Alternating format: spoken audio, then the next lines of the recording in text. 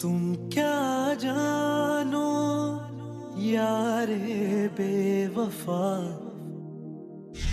क्या घर भेज दे? दिमाग खराब हो गया तेरा? घर भेज दे? घर भेज देंगे तो रहेंगे कहाँ? सड़क पे? ऑपरेशन भी कराना जरूरी है ना, उसके पैसे कहाँ से आएंगे सलीम? इसका ये मतलब थोड़ी है कि घर भेज दे। हम किराए का छोटा घर ले लेंगे और जब तुम ठीक हो जाओगे ना तो अपना घर भी बना लेंगे। अगर खुदा ना खास्ते तुम्हें कुछ हो गया तो उमर हमें इस घर का क्या करेंगे? मेरी बात सुन, मेरे बाप ने बनाया था ये घर। मुझ में इतनी हिम्मत नहीं है कि आजकल के जमाने में ज्यादा घर भी बना सकूं। खुदा का वास्ता है सलीम, तुम ठीक हो जाओ, इससे बढ़कर हमारे लिए और कुछ नहीं है। और तुम हो तो ये घर है, वरना ये सर की छत भी हमारी हिफाजत नहीं कर सकती इस दुनिया से। मेरी बात मान लो प्लीज।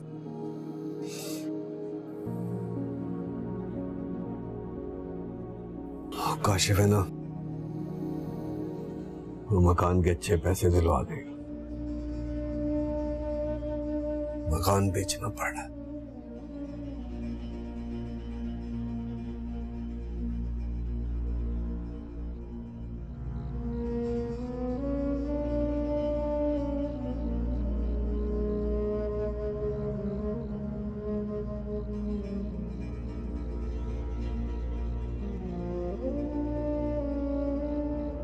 सॉरी जैद, मुझे गलत मत समझना। मैं बस हमारे लिए एक अच्छी जिंदगी चाहती थी। जानता हूँ फिजा, कोशिश भी की कि कुछ बेहतर हो सके, लेकिन शायद अभी मजीद इम्तिहान बाकी हैं। प्लीज जैद, आखिरी बार मेरे लिए कोशिश कर लो।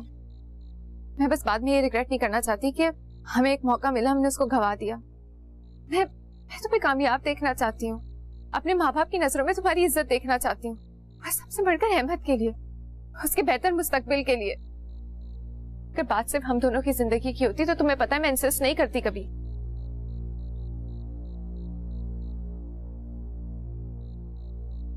ठीक है फिजा, हम ये आखिरी कोशिश भी कर लेते, सिर्फ इसलिए कि तुम्हें कभी ये एहसास ना हो कि मैं हार गया था, बल्कि मेरे बस में जो कुछ था मैंने किया।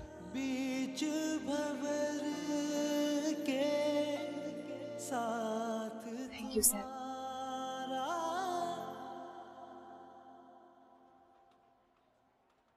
गुड, बस आज ही मैं आपका केस प्रोसेस में डाल देता हूँ तो इंशाल्लाह हो जाएगा। हम अंदाजन खर्चा कितना आ जाएगा राशिद साहब? इतना ज्यादा नहीं, स्टूडेंट वीजा में तो कॉलेज और यूनिवर्सिटी की फीस ही असल खर्चा होती है, और पीआर में तो सिर्फ प्रोसेस फीस देनी होती है। वो भी मैं आपसे तब लूंगा जब आपका काम हो जाएगा। नहीं नहीं, ऐसी कोई बात नहीं है, हमें आप पे पूरा भरोसा है। बिल्कुल, मुझे भी आप लोगों पर वैसे ही भरोसा है। पीआर जब मिल जाए तो एक साथ फीस और मिठाई दे दीजिएगा। जैसी अपडेट मिलती है मैं आपको फोन करता हूँ। इंशाल्लाह। इजाजत चलें। जी।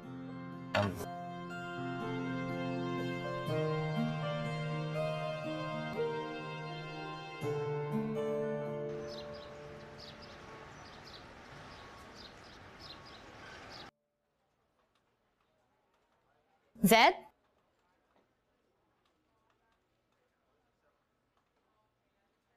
इस फाइल की ड्राफ्टिंग ठीक नहीं।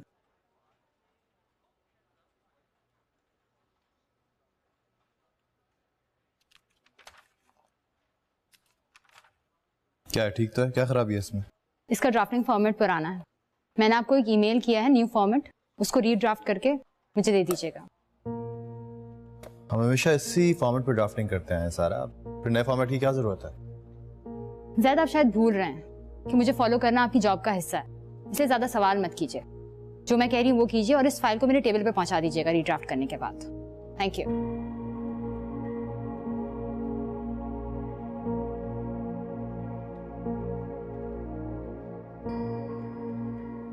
मामा जी मेरी जान। पापा और आपकी दोस्ती हो गई? हमारी लड़ाई कब हुई थी जो दोस्ती होनी थी? आप दोनों दोस्ती से बाहर नहीं गए थे, मुझे लगा आप दोनों की रिहाई हुई है। सारी चीजें नोट करना छोड़ दो तुम। अब हम ऑस्ट्रेलिया जाएंगे ना? हाँ, क्यों नहीं जाएंगे। आप दुआ करो। लेकिन हमसे पहले तो पापा को जाना था। बेटा अब हम सब साथ जाएंगे। ओके। चलो ये फोन वोन छोड़ो, लंच लेकर आ रही हूँ, उसके बाद होमवर्क करना है।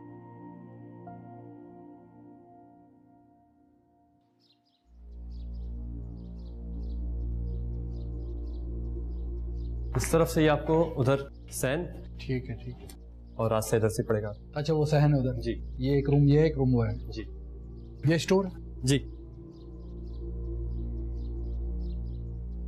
मकान तो माशाल्लाह बहुत अच्छा है। तो बेटा डिमांड कितनी इसकी? 10 लाख रुपए अंकल। 10 लाख कुछ ज्यादा नहीं, और मकान भी इतना छोटा है। आंटी बिल्कुल मुनासिब है, अब इतने कम पैसों में घर कहाँ मिलता है। तो बेटा थोड़ी बहुत तो गुंजाइश होती है ना कुछ तो।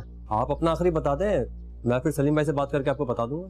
ठीक है फिर मैं आपको बता देता हूँ, लेकिन सब कुछ करके बेटा हम लोग सिर्फ 9 लाख रुपए कर सकते हैं। चले फिर मैं आपको कॉल करके बता दूंगा कल तक। ठीक है ठीक है बेटा, बहुत शुक्रिया। आ जाओ बेगम।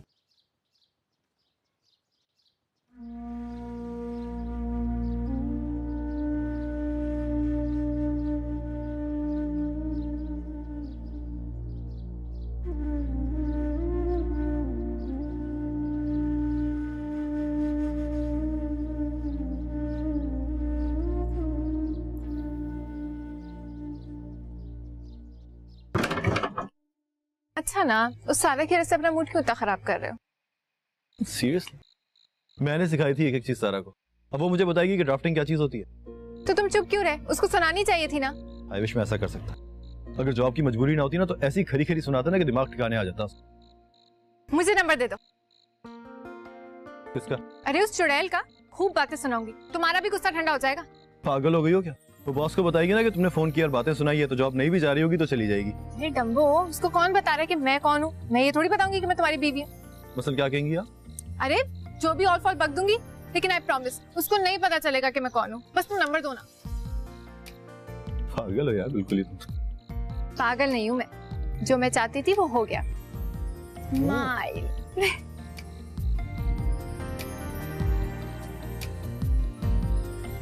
चाय बुरी नहीं है वैसे। अच्छा, पूरा कप पीने के बाद ख्याल आया कि तारीफ कर देता हूँ मैं। तुम क्या जानो यारे बेवफा, पाना क्या है खोना क्या है।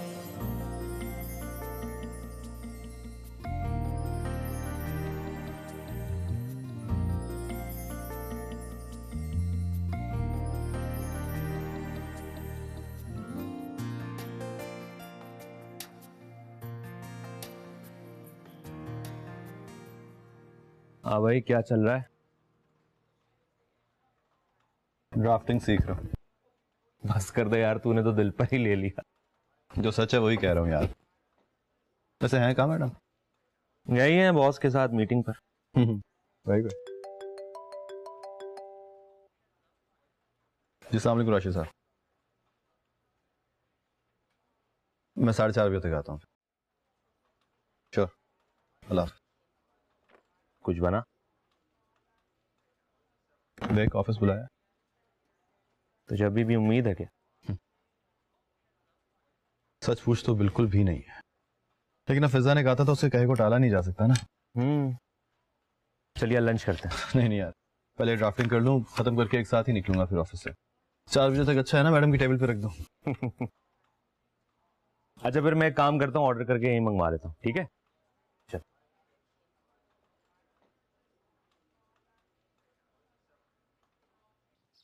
ये भी सही है बेटा, जिंदगी से बढ़कर तो घर नहीं होता, और इतनी बड़ी रकम का बंदोबस्त करना भी आसान बात नहीं है। 1 सवा लाख की बात हो तो इंसान किसी से उधार भी ले ले। हम बस दुआ करें कि सलीम ठीक हो जाए। अगर अल्लाह ने चाहा तो घर तो फिर से मिल जाएगा इंशाअल्लाह। वैसे कोई खरीदार मिला? 1-2 लोग देख कर तो गए हैं, कि इतने कम पैसे बोलते हैं कि दिल कट जाता है। बस बेटा, लोग इंसान की मजबूरियों का फायदा उठाते हैं। उन्हें पता है ना जरूरत है, घर तो बेचना है बस। चले खाला, अब मैं चलती हूँ। क्यों बेटा, थोड़ी देर तो बैठ जाओ, तुम आती है तो मेरा भी दिल लग जाता है। नहीं खाला, उमर को स्कूल से लेना है, फिर अस्पताल जाना है। चलो ठीक है, उमर को मेरे पास भेज देना, ठीक है? जी। खुदा हाफिज। खुदा हाफिज।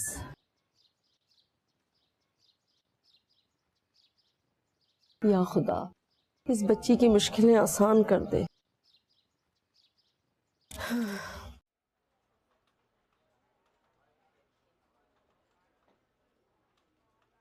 अरे जैद भाई, आपको मुबारक हो, ये लेना।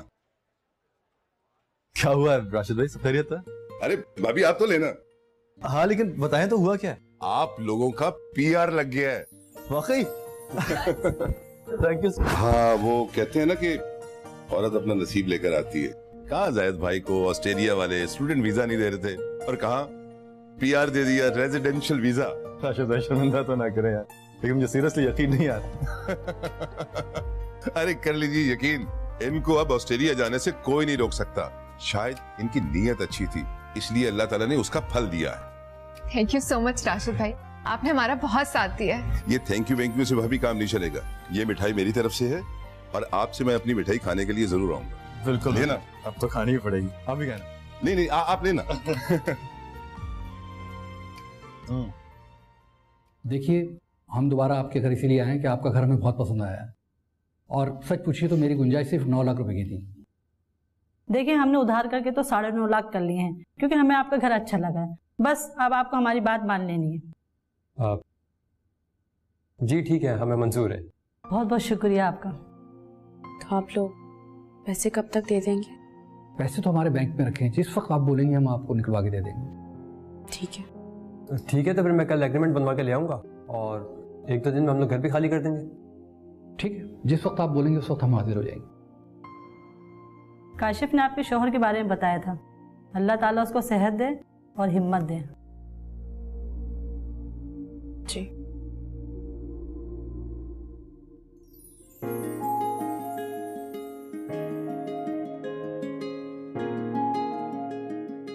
जैद, मुझे यकीन दिलाओ, मुझे तो यकीन ही नहीं आ रहा। ऐसे मुझे खुद तो यकीन आ जाए, फिर तो मैं यकीन दिलाऊंगा ना। मैं जानती हूँ ये ख्वाब है, और प्लीज मुझे इस ख्वाब से नहीं जगाना। हाँ, ये ख्वाब नहीं है, हकीकत है, और इसे हकीकत बनाया है तुमने। सच है, अगर कब की हिम्मत आ गया था, मुझे तो कोई उम्मीद ही नहीं थी। अगर तुम जिद ना करती तो शायद ये कभी मुमकिन होता ही नहीं। ये हमारे बीच में मेरा तुम्हारा कब से आ गया? ये हमारी हकीकत है और हम इसे साथ जिएंगे।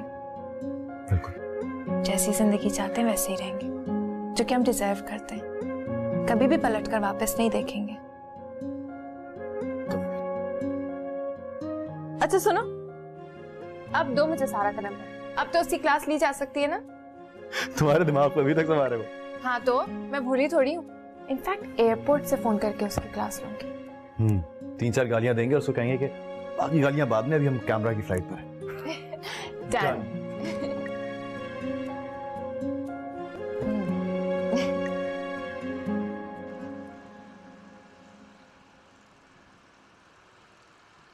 मुझे खुशी है कि आपने पैसों का इंतजाम कर दिया है।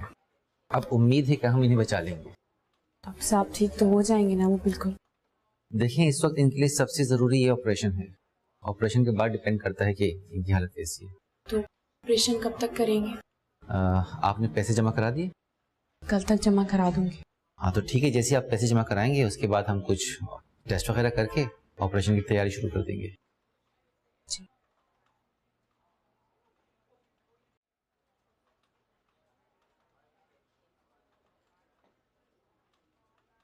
हाँ, बहुत बहुत मुबारक हो यार। थैंक्स यार।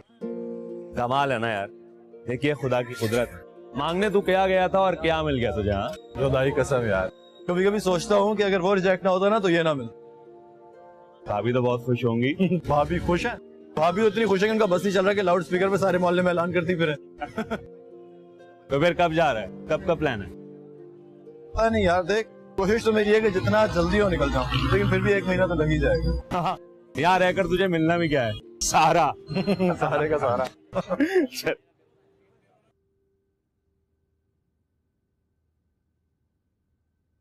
मामा, अल्लाह मियां ने मेरी दुआ कबूल कर ली।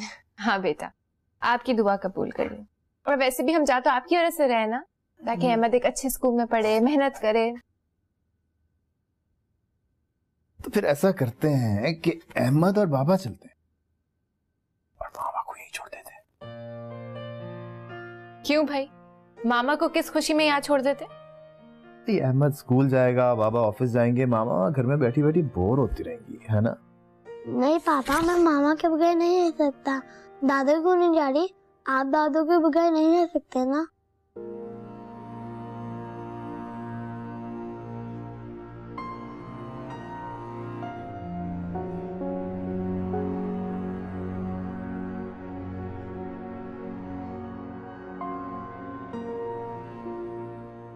शायद वो बच्चा है यार, उसकी बात को इतना सीरियस क्यों ले रहे हो? सीरियस लेने वाली बात तो है ना। फिर अपनी एक्साइटमेंट में मैं भूल ही गया कि हम यहाँ बिल्कुल अकेली रह जाएंगी यार। शायद कुछ दिनों की बात है, फिर हम उनको अपने पास बुला लेंगे ना। हमेशा थोड़ी ना ऐसे अकेले रहेंगी। शायद कोई और हल है भी नहीं, तो तुम क्यों अपने आप को इतना हल्कान कर रहे हो सोच सोच के? मैं सिर्फ ये सोच रहा हूँ कि अम्मी को बताऊंगा कैसे। पहले तो सिर्फ मैं जा रहा था, तुम और अहमद उनके पास थे, मुझसे तो तब बात करने की हिम्मत नहीं हो रही थी, लेकिन अब तो मामला बिल्कुल मुख्तलिफ है, बिल्कुल अलग। शायद जितना तुम सोचोगे उतना ही मुश्किल होगा उनसे बात करना। तुम उनसे बात तो करो, देखना उनको बुरा नहीं लगेगा। और अगर तुम्हारे लिए पॉसिबल नहीं है, हिम्मत नहीं हो रही, तो मैं बात कर लेती हूँ ना उनसे। नहीं, मैं खुद बात कर लूंगा। बात तो करनी पड़ेगी भी, और हल भी नहीं है, जाना तो है ही।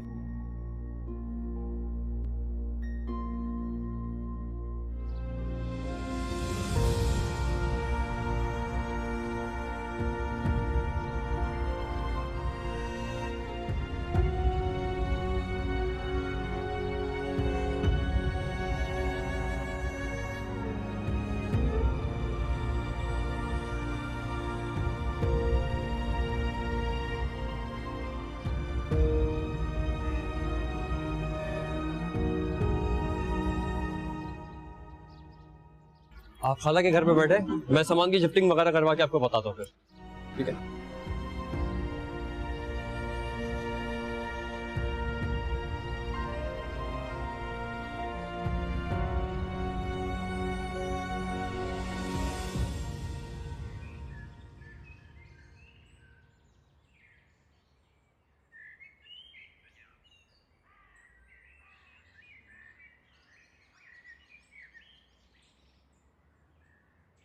अस्सलामुअलैकुम।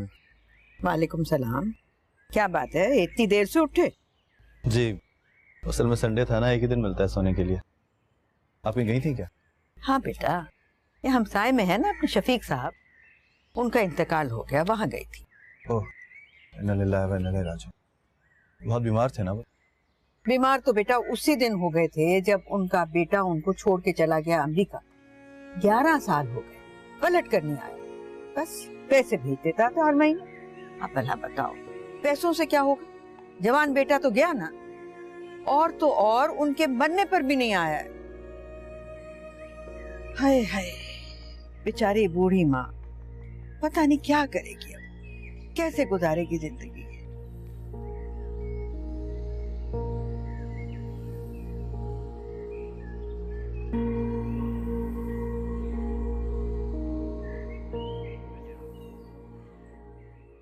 तुम क्या जानो यारे बेवफा, तुम क्या जानो यारे बेवफा।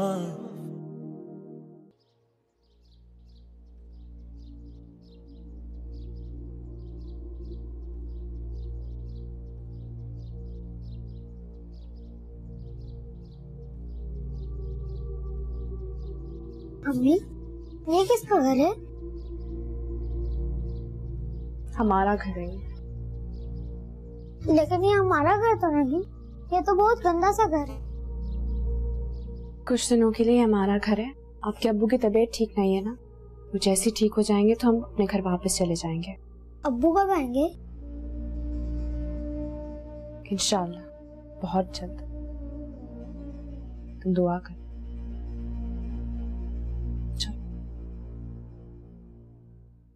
तुम खुद को उनके बेटे से क्यों कंपेयर कर रहे हो जैद? तुम ऐसे नहीं हो। हाँ, तुम्हारे लिए कहना बहुत आसान होगा, लेकिन मेरी माँ है वो। ठीक कहा तुमने। मेरे लिए ये कहना बहुत आसान है। एक ही शहर में रहते हुए मैं अपने माँ बाप से नहीं मिल सकती हूँ जैद।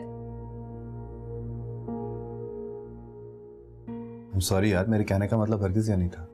माँ बाप से दूर होने का दुख क्या होता है मैं जानती हूँ जैद।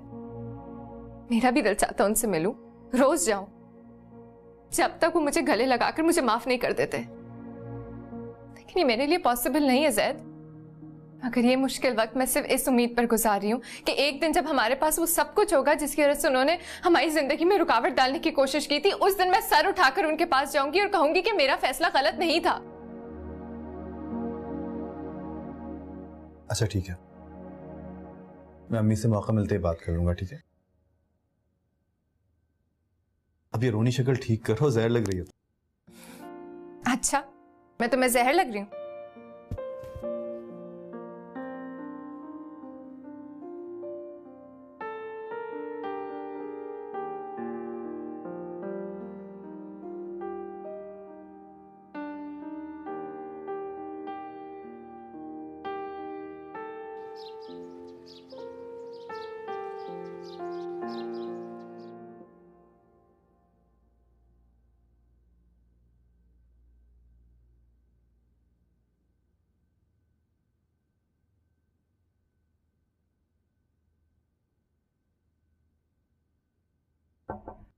अम्मी,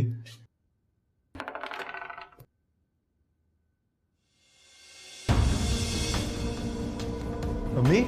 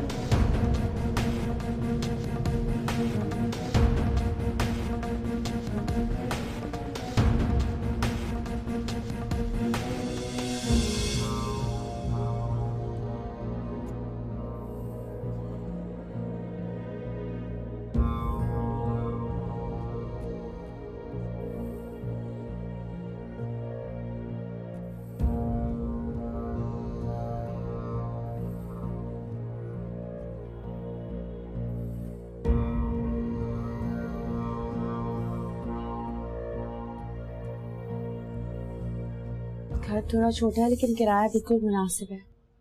तुम्हारे पैसे मैंने जमा करा दिए ऑपरेशन के। पैसे जमा करा दिए तो इनको बोला ऑपरेशन करें, अब काहे का इंतजार है? तुम्हारे कुछ टेस्ट भी तो करने, उसके बाद ऑपरेशन हो। बस पैसे जमा करा दिए ना, अब ये सिर्फ खून चूसेंगे, दवाइयाँ, फजूल के टेस्ट, बस। डॉक्टर से तो कुछ नहीं कह सकते ना, वो जो कह रहा है हमें वो करना पड़ेगा।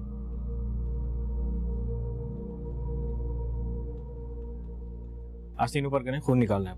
अबे रोजाना खून निकाल लो, क्या ढूंढ रहे हो मेरे खून से जो मिल नहीं रहा तुम लोगों को? भाई जरूरी है भाई, कोई शौक नहीं हमें। पैसे जमा करा दिए, ऑपरेशन कब करोगे? जब मर जाऊंगा मैं? दोपहर में होगा ऑपरेशन, अभी सिर्फ रूटीन का चेकअप है, सुकून से करवा लेना, तुम्हारे लिए बेहतर है।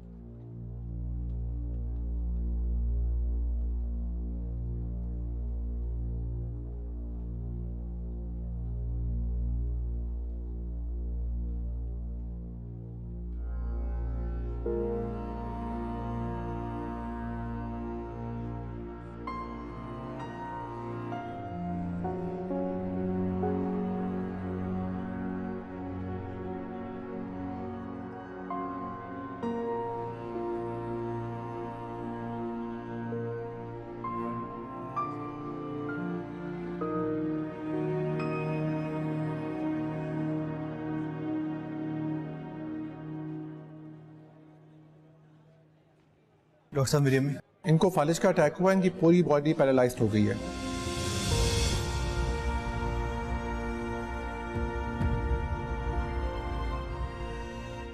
उनको होश तो आ गया है ना?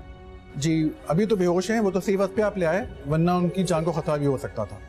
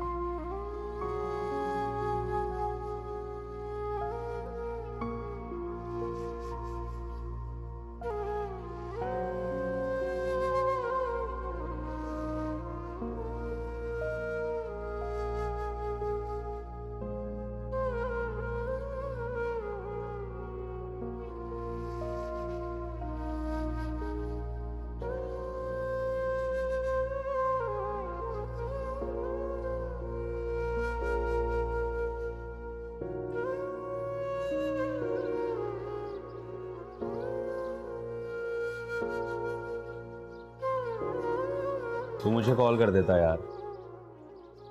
क्या यार, उस वक्त तो समझ में ही नहीं आ रहा था क्या करना है। तूने ऑफिस में बता तो दिया ना सब? अरे ऑफिस की टेंशन नहीं ले, मेरी बॉस से बात हो गई थी। मुझे ये बता कि डॉक्टर्स क्या कह रहे हैं।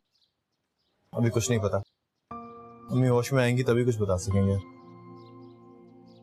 टेंशन नहीं ला, आंटी बिल्कुल ठीक हो जाएंगी, तू बस हिम्मत रख। हाँ सर, मुझे लग रहा है सब कुछ मेरी वजह से हुआ है यार। दिनों से मम्मी को टाइम ही नहीं दे पा रहा था, दवाई तक खाना भूल जाती थी।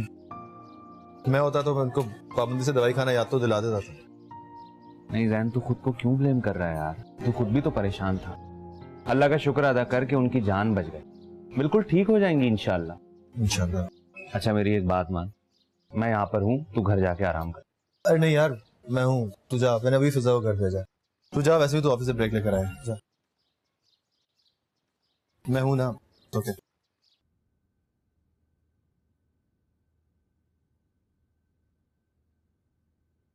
मामा, दादू कहाँ है? दादू की तबीयत ठीक नहीं है ना? तो अब दादू हॉस्पिटल में रहेंगी, घर नहीं आएंगी? आएंगी। कब आएंगी? बस आप दुआ करो कि दादू की तबीयत जल्दी से ठीक हो जाए, फिर वो घर आ जाएंगी। मामा, मुझे दादू के पास हॉस्पिटल लेना है। बेटा आप क्या करोगे वहां जाकर? अभी दादू के पास बाबा हैं, डॉक्टर्स हैं। मैं दादू को उनकी फेवरेट पोएम सुनाऊंगा, वो बिल्कुल ठीक हो जाएंगी। अहमद, अच्छा ठीक है, जब बाबा आ जाएंगे ना तो आप बाबा के साथ चले जाना, लेकिन पहले लंच खत्म करो और फिर दादू के लिए दुआ करो, ठीक है? स्टार्ट।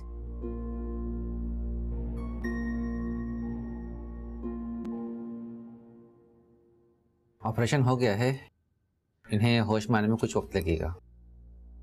साबू ठीक तो हो जाएंगे ना? देखें, ये ऑपरेशन इनकी जान बचाने के लिए जरूरी था। इस तरह के केसेस में कैंसर दोबारा होने का खतरा मौजूद रहता है। अब इन्हें दवाइयों में कोई कोताही नहीं करनी होगी और मुकम्मल आराम करना होगा। फिलहाल हम उन्हें कुछ दिन हॉस्पिटल में रखेंगे ताकि उनका चेकअप होता रहे। जब हमें लगेगा कि वो बिल्कुल ठीक हो गए हैं और घर जा सकते हैं तो हम उन्हें डिस्चार्ज कर देंगे। शुक्रिया डॉक्टर साहब।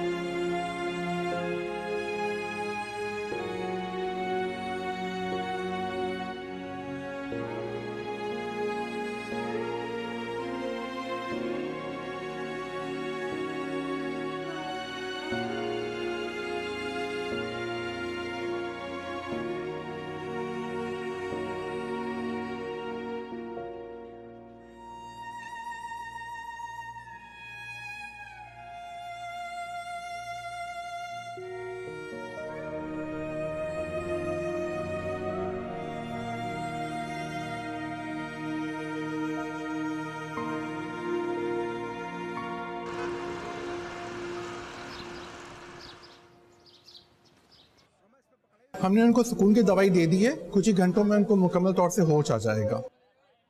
बॉडी मुकम्मल तौर से पैरालाइज्ड है, सिर्फ हाथ की उंगलियों में हल्की सी हरकत है। डॉक्टर साहब, इनका ट्रीटमेंट क्या होगा? फिलहाल तो ये कि रोज की फिजियोथेरेपी की जाए, और हाँ, ये कहा नहीं जा सकता कि कब तक मुकम्मल तौर से ठीक हो जाएंगी। फिजियोथेरेपी के लिए आप लोग घर भी ले जा सकते हैं। मेडिसिन दीजिए और बाकायदगी से इनका ब्लड प्रेशर चेक कराइए।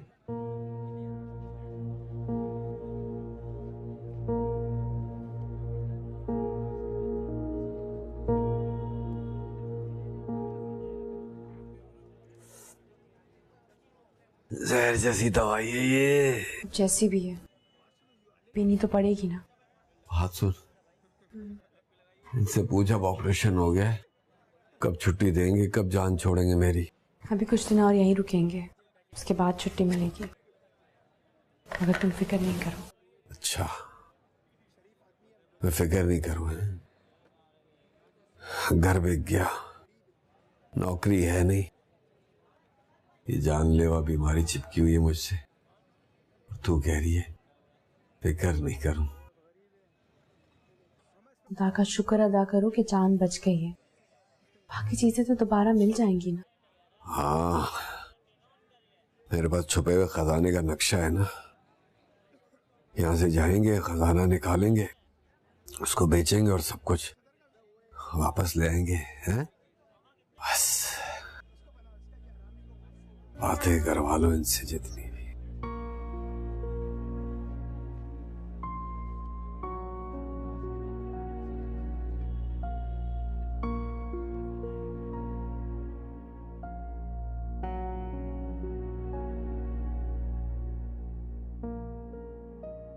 अम्मी आप बिल्कुल ठीक हो जाएंगी, आप परेशान मत हो, बस जरा सी हिम्मत करनी होगी। पापा दादा कुछ बोल क्यों नहीं?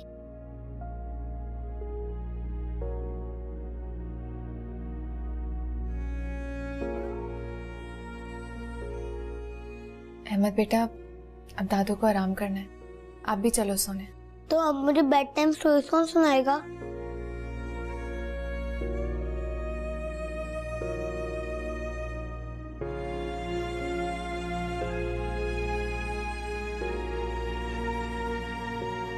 दादा अहमद को बेड टाइम स्टोरी सुनाती थी।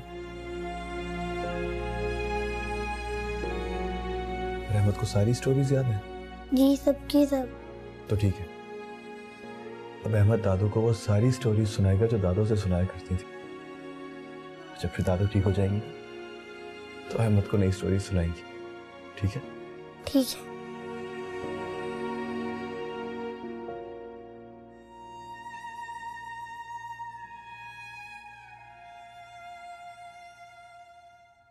अम्मी आपको रात को किसी भी वक्त जरूरत हो ना,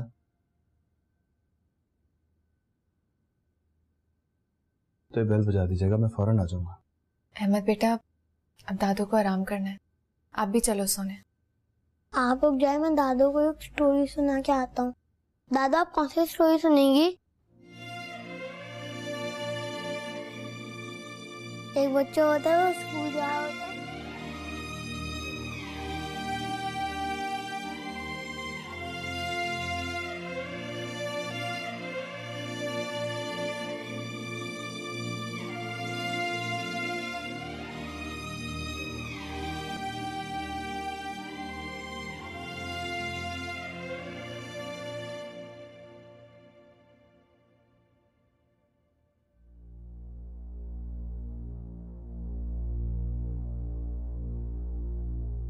सैद, खाना खा लो।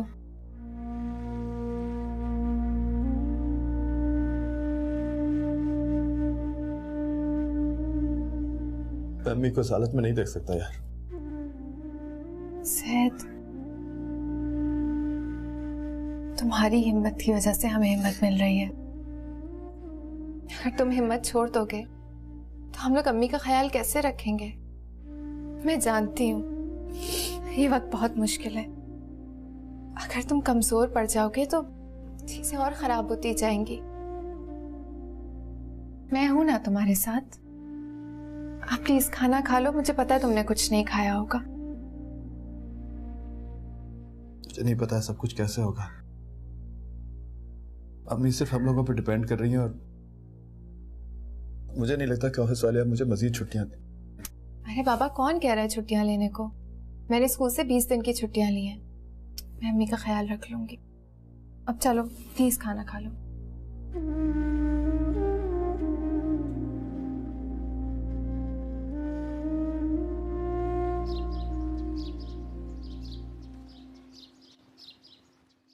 अरे जैद भाई, आप तो गायब ही हो गए। क्या प्लान है? टिकट करवा दूं आप लोगों की?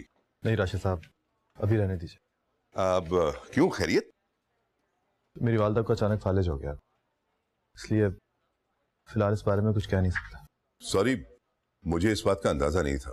खैर, अब उनकी तबीयत कैसी है? जी अल्लाह का शुक्र है, बहुत बेहतर है। चलिए, अल्लाह उनको सेहत दे, और जैसे आपको बेहतर लगे मुझे बता दीजिएगा। मैं सारे इंतजाम करवा दूंगा, आप फिक्र नहीं करो। जी, अल्लाह।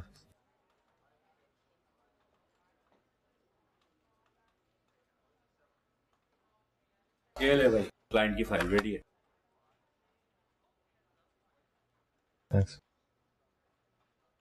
क्या बात है, परेशान लग रहा है? कुछ नहीं यार, मैं सोच रहा हूँ अचानक किस तरह सब कुछ पलट गया। हर बार सोचता हूँ कि सब कुछ ठीक हो जाएगा, लेकिन फिर कोई ना कोई रुकावट आ जाती है।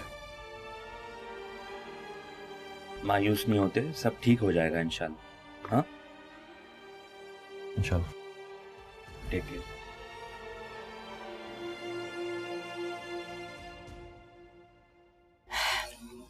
बीपी भी नॉर्मल हो गया था, फिजियोथेरेपी भी हो गई।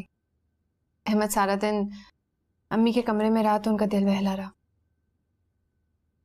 डॉक्टर ने अगले हफ्ते का टाइम दिया है। आई होप कुछ इंप्रूवमेंट आ जाए। राशिदी कॉल आई थी। क्या कहा तुमने उससे? कहना क्या था, बता दिया कि अम्मी की हालत ऐसी नहीं है कि फिलहाल कुछ कहा जा सके। थोड़ी तबीयत बेहतर होती है तो कुछ सोचेंगे। अहमद को स्कूल के बाद पिक कैसे करोगी? अम्मी के पास पड़ोस वाली खालदा आंटी आ जाती हैं, फिर मैं अहमद को पिक करने चली जाती हूँ। चलो ठीक है, मैं अम्मी के पास बैठता हूँ।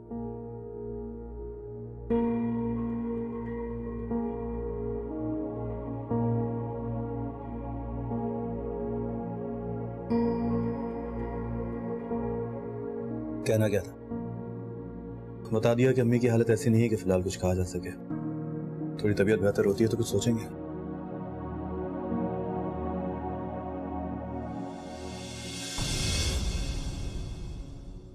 तुम क्या जानो यारे बेवफा।